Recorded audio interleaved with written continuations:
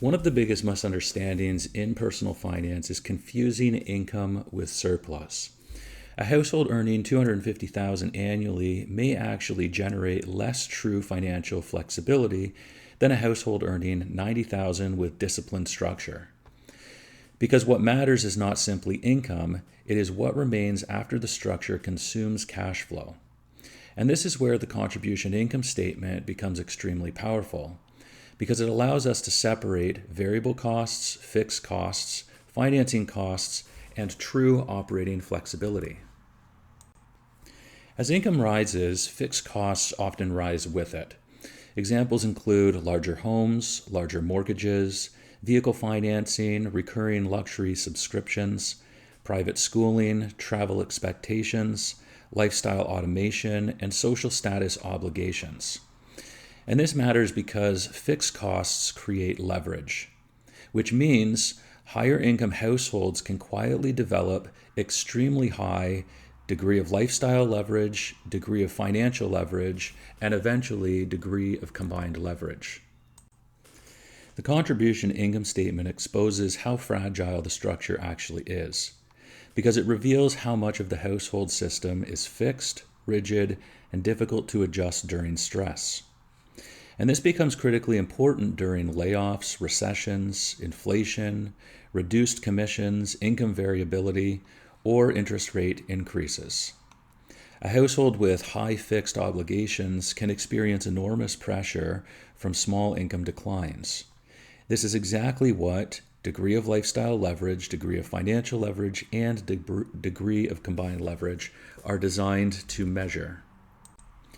One of the most dangerous aspects of high income fragility is this: it often appears stable, because externally the household may look successful, but internally liquidity may already be deteriorating.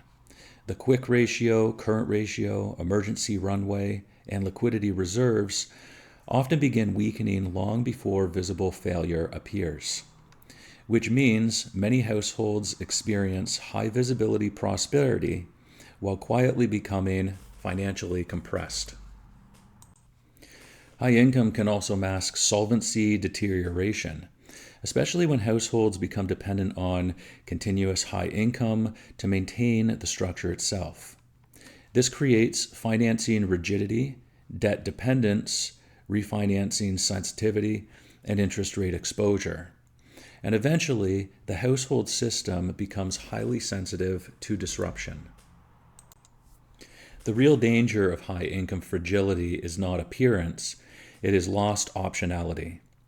Because highly leveraged lifestyle systems often reduce career flexibility, adaptive capacity, entrepreneurial freedom, lifestyle adaptability, and future decision-making freedom, which means the household gradually becomes dependent upon maintaining the existing system, and eventually success itself can begin creating pressure.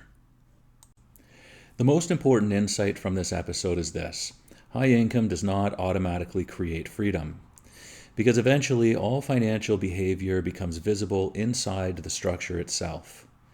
The cash flow statement, contribution income statement, leverage ratios, liquidity ratios, and solvency ratios eventually reveal whether the system is truly stable. And this is why the goal of personal finance is not maximizing appearance. It is maximizing resilience, flexibility, liquidity, and optionality through time. In the next episode, we'll begin exploring cash leaks and invisible pressure, because many households do not fail because of one large decision. They fail because of thousands of small recurring outflows that quietly erode liquidity, surplus, and future optionality through time.